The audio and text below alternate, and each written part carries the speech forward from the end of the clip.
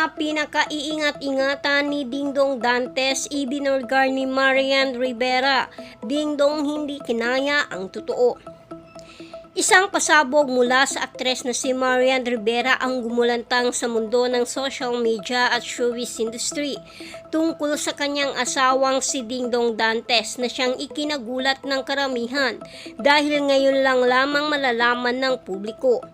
Dahil ayon nga kay Marian na siya lang naman ang may alam ng sikreto at nakahuli sa aktor noon, kaugnay sa nasabing sikreto na ito. At para maiwasan ang gulo noon ay mas pinili na lamang itong itago ni Marian. Ngunit ngayon tinapos na nga nila ang ugnayan nila sa isa't isa. Dito nga na pagdesisyonan ni Marian na ilabas na lang ang nalalaman niya na tanging siya lamang ang nakahuli kay Dingdong noon. At ang nasabing sikreto nga ay ang pagkakaroon paumano ng ibang babae ni Dingdong noon bago pa man ang babae nito ngayon na siyang sumira sa kanilang pagsasama, at ang babaeng ito ay kapwa rin nilang artista.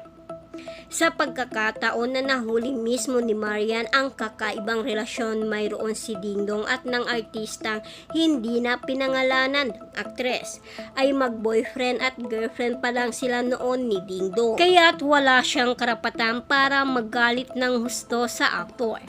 Bagkus ay pinatawad niya lamang ito noon, at dahil nga hindi na na-expose noon sa publiko ay pinili na lamang nilang hindi na ilantad para na rin sa kapakanan nila at para na rin sa kanilang reputasyon, lalo na't sila ang mainit na tandem noon. At ang layunin nga ni Marian na isa publiko ang impormasyon na ito ay para bigyan ng babala ang bagong babae ni Dingdong na wag daw itong masyadong magtiwala sa mga matatamis na mga salita ng aktor at huwag itong umasa na siya lamang ang mamahalin ng aktor.